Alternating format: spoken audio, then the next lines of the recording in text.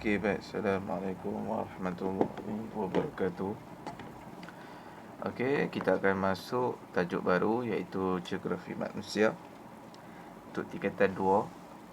Okey. Jadi, cikgu akan terangkanlah mengenai dengan pengangkutan di Malaysia.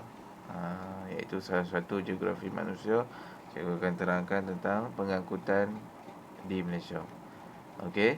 So, kita akan habiskan bab pengangkutan di Malaysia sebelum kita masuk kepada telekomunikasi di Malaysia. Baik, pengangkutan ni, okey, sebelum kita pergi kepada tajuk kita nak kenal dululah apa yang dimaksudkan dengan geografi manusia. Geografi manusia ni kita nak mengkaji tentang corak. Nampak tak? Cikgu zoom sikit. Yang ni.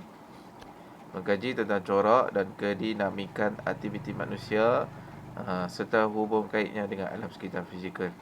Bahagian ini terdiri daripada tema pengangkutan dan telekomunikasi. So, dalam geografi manusia ada 2 tema, tapi kita nak dengar satu saja hari ini, iaitu pengangkutan. Okey, kita akan mulakan dengan bab 5, iaitu pengangkutan di Malaysia. Okey, yang pertama kita akan tengok dululah jaringan pengangkutan di Malaysia. Okey, ada 4 jalan raya, kereta api, landasan kereta api, landasan kapal terbang dan juga pelabuhan utama. Iaitu berasaskan yang pertama jalan raya iaitu darat, yang kedua kereta api pun darat, yang kedua adalah awan, okey. Yang keempat tu pelabuhan tu melibatkan laut, okey, air lah. Baik.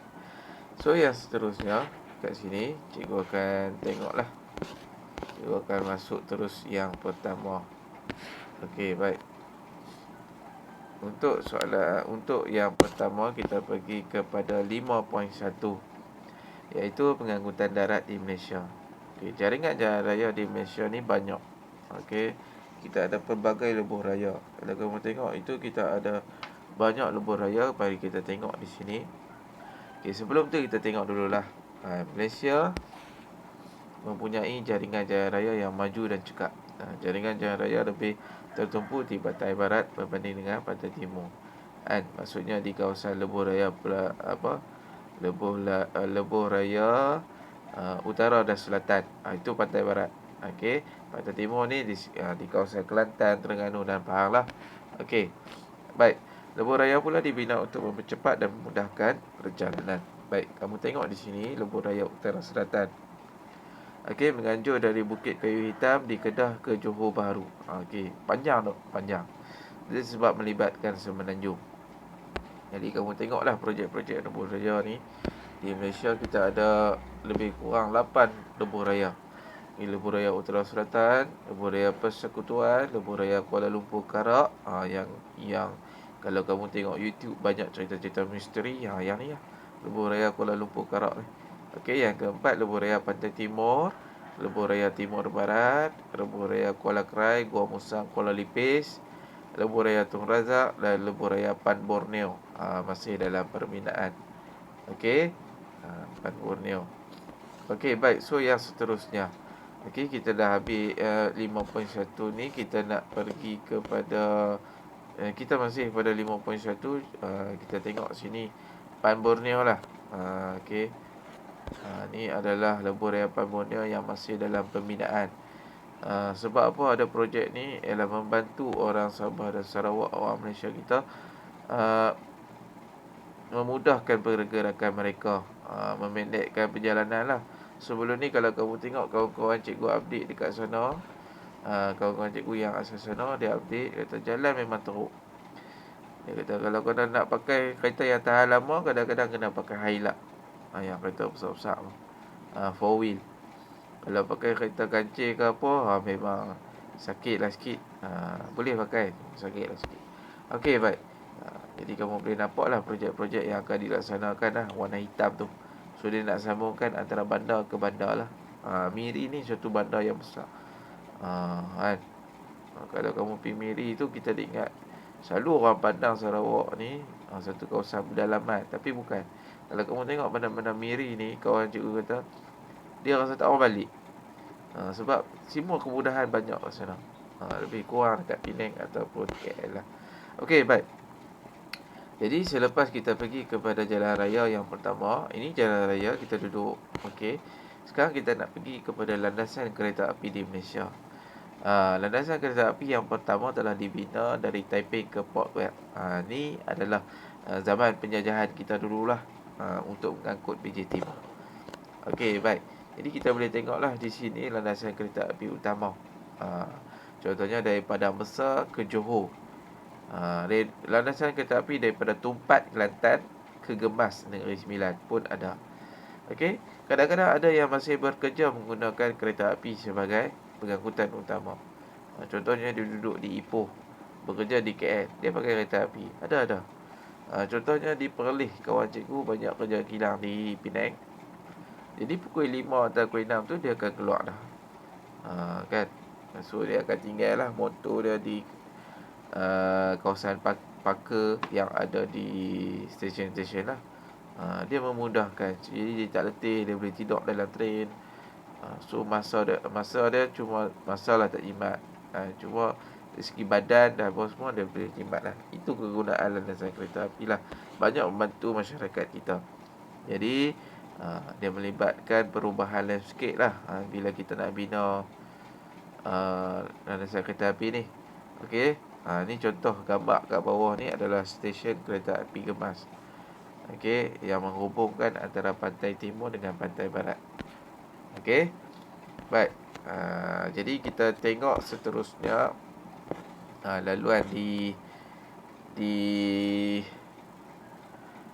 Beaufort, Tenung, Tanjung Aru, Papa. Ni landasan kereta api yang ada di Sabah dan Sarawak, ada yang ni lah. Okey, baik. So kita dah habis dah.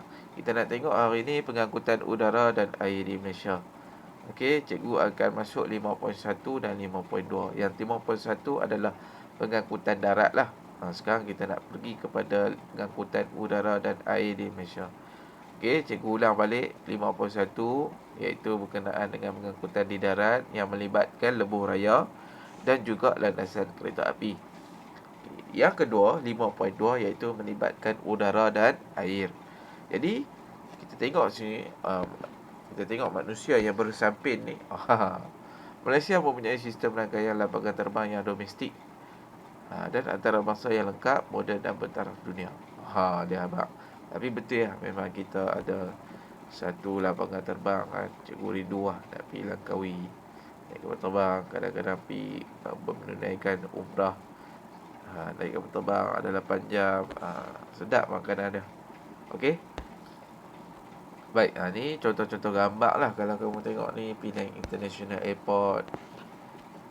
Okey, ni contoh lapangan terbang Kuala Lumpur. Okey. Baik, jadi kamu boleh tengok dekat Langkawi ada satu, Pulau Pinang ada satu, KLIA ada satu, Senai ada satu. Okey. Dia tengoklah, kadang-kadang ada yang melibatkan international, kita tak boleh pergi Langkawi ke apa semua ke. Kan. Tapi selalunya yang 4-4 ni boleh lah. Langkawi, Pulau Pinang, KLIA ni ada melibatkan antarabangsa. Maksudnya kamu nak pergi China boleh terus direct daripada lapangan terbang ni. Tapi kalau setakat kamu nak pergi KL daripada Kedah, kamu boleh naik lapangan terbang Alustar. Contohlah kan. Itu domestik. Itu yang kita panggil domestik. Domestik ni dalaman saja. Empat lapangan terbang ni adalah melibatkan terus antarabangsa. Okey. Baik, tambah satu lagi iaitu di Kota Kinabalu lah. Lapangan terbang antarabangsa Kota Kinabalu. Okey. Jadi kita tengok info di sini. Info ni penting. Malaysia mempunyai 6 lapangan terbang antarabangsa, 16 lapangan terbang domestik dan 18 padang terbang. Okey. Jadi di sini kita nampak lah. Okey, kita ada banyak lapangan terbang domestik. Okey. Tadi kita kata yang atas ada 4 lapangan terbang domestik, tambah Sabah dan Sarawak 2, iaitu di Kota Kinabalu dan juga di Kuching. Okey, lapangan terbang antarabangsa Kuching. Kamu tengok situ. Okey. Jadi ada 6 lah semua ya. Okey. So habis kita lapangan terbang, kita nak pergi tengok kepada pelabuhan lah. Pelabuhan ni sangat penting kepada kemajuan ekonomi kita. Contohnya kita beli barang daripada China, kita melalui apa? Kadang-kadang bukan melalui kapal terbang. Kita gunakan kemudahan pelabuhan. Kan? Ada satu viral case baru ni, iaitu kontena terbuka. Dia viral. Apalah kerja orang pelabuhan ni buat kerja. Orang pelabuhan dia tahulah buat kerja dia. Dia buka kontena tu sebab apa? Sebab nak bagi, kalau kita import bawang ni dia tak boleh tutup, tak ada ruang dia bernafas. Dia akan jadi lebam, kecut. Jadi kita kena buka satu pintu untuk dia. Ni lah fahaman yang cikgu dapat daripada media sosial lah, daripada abang itu. So jadi kadang-kadang ada benda yang kita import melalui pelabuhan lah, melalui air. Jadi kalau kamu boleh nampak dah, pelabuhan di Kuantan, pelabuhan Pulau Pinang, kan, pelabuhan Kelang ni besar lah. Okey, ni antara yang terbesar lah, pelabuhan yang terbesar. Okey, baik. Jadi kita tengok di sini ciri-ciri pelabuhan dia. Ini yang penting lah. Ciri-ciri pelabuhan terletak di kawasan peradian yang terlindung. Maksudnya tsunami tak ada di kawasan tu. Dia terlindung. Angin kuat, tak ada tribut taufan, tak boleh lalu kawasan tu. Dia pun buat kajian dulu. Okey, dia mempunyai jaringan dengan kaedah pengangkutan yang lain. Lepas tu orang senang nak ambil. Selepas je kapal kargo tu sampai, jadi lori-lori boleh masuk ambil senang. Okey, mempunyai jaringan dengan pelbagai aktiviti dan perkhidmatan sokongan dah. Ada benda-benda lain lah. Ada kawasan keranian, ada perkilangan di situ. So dia menggabungkan. Okey, kamu tengok di sini di Sabah dan Sarawak kita ada pelabuhan kontena Teluk Sepanggar.